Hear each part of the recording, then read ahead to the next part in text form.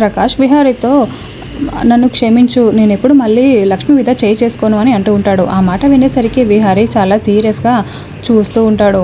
లక్ష్మి విడిపించేస్తుంది.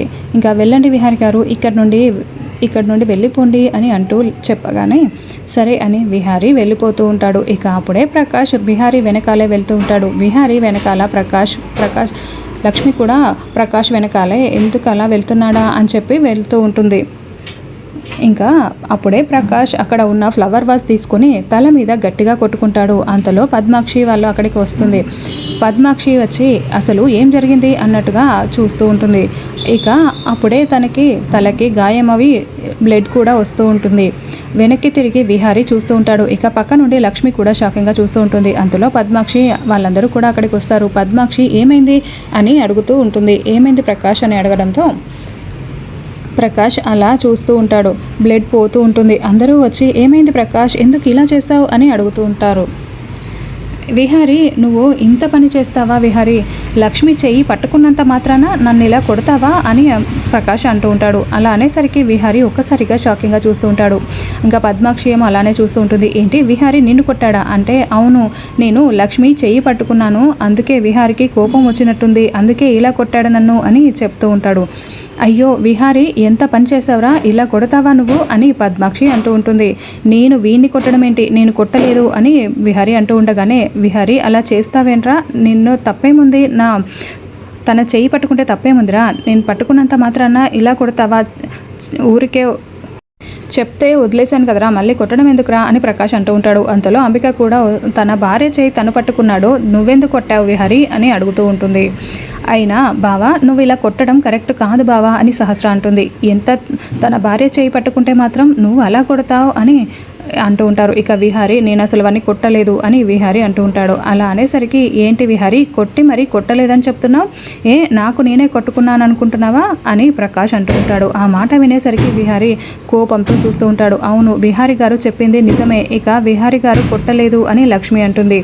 పక్కనే ఉన్న చారుకేశ ఏమో విహారీ ఎందుకు అలా చేస్తాడు, విహారీ అలా కొట్టిన అబద్ధం ఎందుకు చెప్తాడు అని చారుకేశ అంటూ ఉంటాడు. లేదు నేను నిజమే చెప్తున్నాను, లక్ష్మి చెయ్యి ఇలా పట్టుకున్నాను, వచ్చి కోపంతో కొట్టాడు అని అంటూ ఉంటే వసుధ ఏమో విహారీ ఎప్పుడు అలాంటి తప్పుడు పనులు చెయ్యడు, విహారీ ఎప్పటికీ అలా కొట్టడు అని అంటూ ఉంటుంది. ఇంకా అప్పుడే అలా చూస్తూ ఉంటారు అందరూ. నేను చెప్పేది నిజమండి, నా మాట నమ్మండి అని అంటూ ఉంటాడు.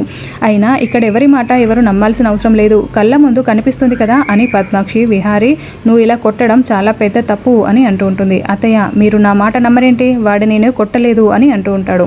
నేను నిజం చెప్తున్నానండి, విహారీ నన్ను కొట్టాడు, నేను లక్ష్మి చేయి పట్టుకున్నానా, లక్ష్మి చిరాగ్గా చూస్తూ ఉంది. అంతలో విహారీ వచ్చి ఇక కొట్టాడు ఇలా, అయినా నాకు బాధ లేదు విహారీ, నువ్వు ఇన్ని రోజులుగా తనని ఎంత బాగా చూసుకున్నావో అర్థమవుతోంది, తన మీద ఈగ కూడా వాలనివ్వలేదని నాకు తెలుస్తుంది, ఎందుకంటే తనని మీరంతా కలిసి అంత బాగా చూసుకున్నందుకు చాలా థ్యాంక్స్ అని అంటూ ఉంటాడు ప్రకాష్. ఆ మాట విని ఒక్కసారిగా కోపంతో విహారీ అలా చూస్తూ ఉంటాడు. ఇక వెంటనే విహారీ ఇన్ని రోజులు ఇలా బాగా చూసుకున్నందుకే నేను ముట్టుకోవడంతో తనకి కోపం వచ్చినట్టుందిలేండి, ఎవరు ఏమీ అనొద్దు విహారిని అని ప్రకాష్ అంటూ ఉంటాడు. ఇక సహస్ర ఎన్ని రోజులు మీరు దూరంగా ఉన్నారు, ఇక మీదటైనా మీరు దగ్గర ఉండాలి, మీరు దగ్గర అవ్వాలనే కదా మా ఆలోచన కూడా, అయితే ఇన్ని రోజులు దూరంగా ఉన్నందుకు అదంతా పక్కన పెడితే ఇక మీదటైనా మీరు ఒక్కటవ్వాలి, అప్పుడే ఎవరు మిమ్మల్ని ఏమి అనరు అని సహస్ర అంటూ ఉంటుంది. అంటే ఏంటి అని పద్మాక్షి అంటూ ఉంటుంది.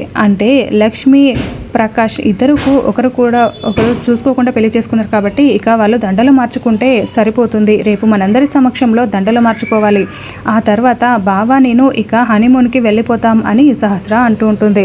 హనీమూన్ ఏంటి అని విహారీ సీరియస్గా అంటూ ఉంటాడు. అవును మనం హనీమూన్కి వెళ్ళాలని ఫారెన్ టికెట్స్ కూడా బుక్ అయినాయి బావా అని సహస్ర అంటూ ఉంటుంది. అసలు నన్ను అడగకుండా ఇదంతా ఏంటి అని విహారీ కోపంగా అంటూ ఉంటాడు. పద్మాక్షి ఏమో ఏంటి విహారీ, అయినా మీరిద్దరూ పెళ్లి చేసుకున్నారు వెళ్ళరా, అయినా వదిన నువ్వు చెప్పలేదా అని అంటూ ఉంటే చెప్పలేదు వదిన, మర్చిపోయాను, చెప్పాలనుకున్నాను కానీ కుదరలేదు వదిన అని చెప్పి యమున అంటుంటుంది. ఇంకా అప్పుడు పద్మాక్షి పెళ్ళై ఎన్ని రోజులైంది, నువ్వు సహస్రతో కలిసి హనీమూన్కి వెళ్ళొచ్చు కదా, ఎందుకు ఎన్ని రోజులైనా ఇలాగే ఉంటారా అని అంటూ ఉంటుంది. అలా అనేసరికి ఇక విహారీ ఇప్పుడు ఉన్న ఈ సిచ్యువేషన్లో నేను హనీమూన్కి వెళ్ళడం అదంతా కుదరదు, అయినా ఇప్పుడు ఎలక్షన్స్ ఉన్నాయి, అవన్నీ ఉన్నాయి కదా, నేను ఇంత పని పెట్టుకొని హనీమూన్కి ఎలా వెళ్ళను అని విహారీ అంటూ ఉంటాడు. బావా అదేంటి బావా అలా మాట్లాడుతున్నావు అని అంటూ ఉంటుంది. ఇంకప్పుడు పద్మాక్షి, చూడు విహారీ, ఇక్కడ అన్నీ సెట్ అయిపోయాయి. నీ బిజినెస్ పరంగా కానీ ఎలాంటి డిస్టర్బెన్స్ లేదు. ఎలక్షన్స్ అంటావా, రేపు ఎలక్షన్స్ జరుగుతాయి, ఆ తర్వాత నువ్వు గెలుస్తావు, ఎల్లుండి హ్యాపీగా ఎలక్షన్స్ గెలిచిన మూడ్లో నువ్వు వెళ్ళొచ్చు అని అంటూ చెప్తూ ఉంటుంది పద్మాక్షి. ఆ మాట వినేసరికి విహారీ, లేదత్తయ్య నేను వెళ్ళను అని అంటూ ఉంటాడు. అప్పుడే యమున, చూడు విహారీ, ఈ బిజినెస్లో ఇవన్నీ పక్కన పెట్టు, నీ పర్సనల్ విషయం గురించి కూడా నువ్వు పట్టించుకోవాలి కదా, నీ లైఫ్ కూడా నీకు ముఖ్యమే కదా, నువ్వు వెళ్ళాల్సిందే అని అంటూ ఉంటుంది. అది కాదమ్మా, నువ్వేమీ మాట్లాడొద్దు, నువ్వు వెళ్తున్నావు అంతే అని యమున తేల్చి చెప్పేస్తుంది. అలా అనేసరికి ఇక అప్పుడే చారుకేశ వాళ్ళందరూ అలా చూస్తూ ఉంటారు. ఇక అందరూ అక్కడి నుండి ఇక రేపు లక్ష్మికి, ప్రకాష్కి ఇద్దరికి దండలు మార్చాలి, ఆ ప్రోగ్రాం ఉంటుంది అని అనుకుంటూ వెళ్ళిపోతారు. ఇంకా అప్పుడే లక్ష్మి, విహారీ గారు మీరేమీ ఆలోచించకండి, మీరు హ్యాపీగా వెళ్ళండి అని అంటే ఏంటి లక్ష్మి, అసలు నీ మెడలో బడు దండలు వేస్తూ ఉంటే నేను ఎలా వెళ్తాను, ఇదంతా చూస్తూ నేను ఊరుకోలేను అని విహారీ అంటూ ఉంటాడు.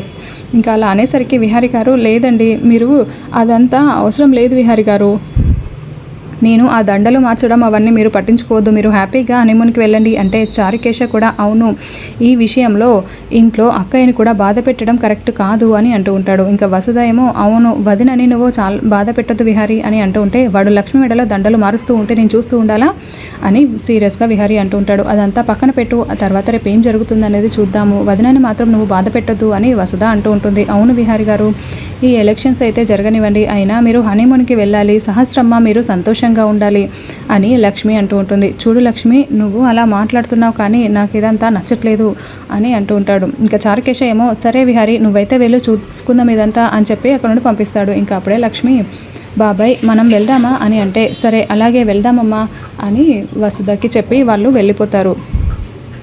ఇక వసుధ లక్ష్మి గదిలోకి వెళ్తుంది.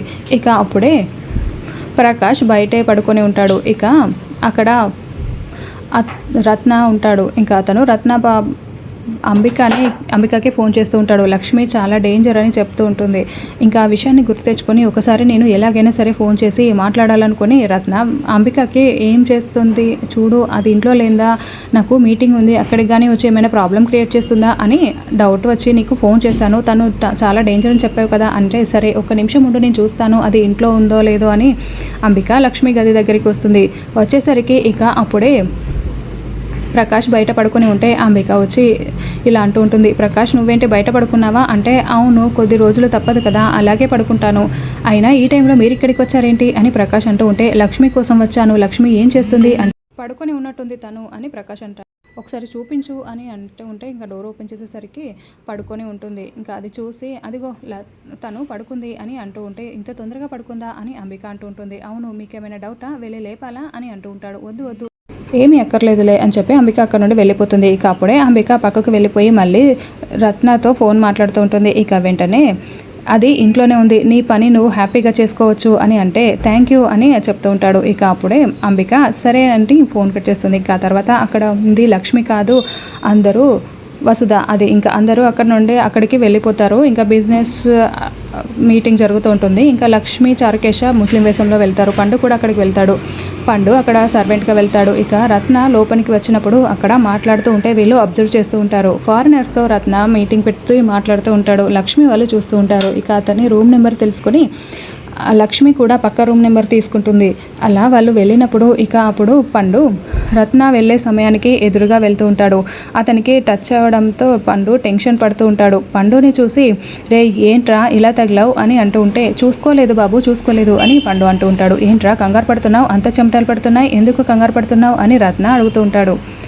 అది మీకు తగిలాను కదా అందుకే టెన్షన్ పడుతున్నాను అంటే, కాదు ఇంకేదో ఉంది, అసలు ఎవర్రా నువ్వు చెప్పరా అని అంటూ ఉంటే, ఇక్కడ నేను పనిచేసే అతన్ని అని ఎంత చెప్తున్నా రత్న డౌట్గా ఉంటాడు. లేదు నువ్వెవరో నిజం చెప్పాలి, అసలు ఎందుకు అలా ఉన్నావు అంటే, అప్పటికి లక్ష్మి కాన్ఫరెన్స్లో ఉంటుంది. లక్ష్మి ఇలా అంటుంది, పండు చెప్పు, నేను ఇక్కడ పని చేస్తానని చెప్పు, అలాగే ఫారినర్స్ వచ్చినందుకు టెన్షన్ పడుతున్నానని చెప్పు అని అంటూ ఉంటే, అప్పుడు పండు చెప్తూ ఉంటాడు, ఇక ఫారినర్స్ గురించా, పద వాళ్ళ రూమ్కి పద అని తీసుకువెళ్తూ ఉంటాడు రత్న. అక్కడికి వెళ్ళిన తర్వాత వాళ్ళు మాట్లాడుతూ ఉంటే లక్ష్మి ఫోన్లో వింటూ ఉంటుంది. అప్పుడే పండు టెన్షన్గా చూస్తూ ఉంటాడు.